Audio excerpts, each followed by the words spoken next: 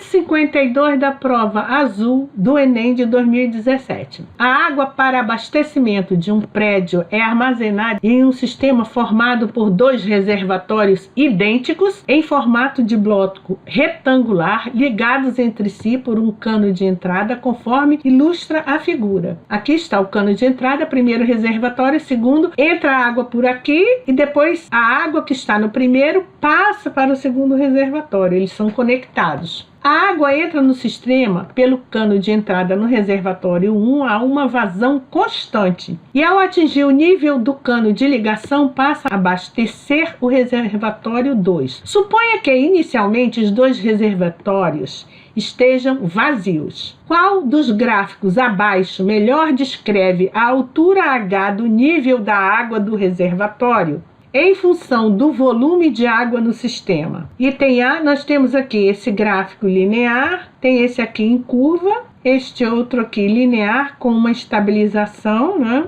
Feito uma escadinha aqui também, e outro curva voltada para baixo. Muito bem, observe o seguinte, esse gráfico em curva, eles estão fora, que a água ela vai entrar, a vazão é constante, então ela entra sempre na mesma velocidade. Então a tendência dela é linear e não em curva. Então os dois gráficos em curva estão fora. Aí começa a entrar a água vai entrando no reservatório, é constante, tá? Então repara que quando ele chega no nível de alimentar o segundo reservatório, ele vai estabilizar o nível, certo? Então, embora esse aqui seja linear, ele dá um crescimento sempre como se a água crescesse, o fluxo fosse enchendo sempre da mesma forma, e não é verdade.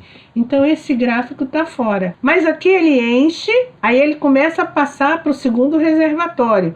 Só que esse reservatório está vazio, ele vai começar a encher e a água aqui vai caindo devagar. Então ele não enche na mesma proporção, na mesma velocidade que enchia o primeiro reservatório. Ele vai enchendo mais devagar. Então esse exemplo aqui, embora ele esteja correto até um determinado ponto, essa inclinação da curva aqui está muito inclinada para quando vai encher o reservatório, porque ele ele diminui o fluxo de entrada. Então aqui ele tem que dar um decaimentozinho, ele tem que cair um pouco. Ele diminui a velocidade de entrada, porque a água passa aqui, aí entra aqui, cai, começa a encher. Ele não enche na mesma velocidade. Então é isso que acontece, sai a letra C e fica a letra D como resposta do problema. Então isso é análise gráfica. Você tem que analisar o gráfico imaginando essa situação, certo? E imaginando como é que fica ela representada nos eixos cartesianos. Contemple. Muito bem.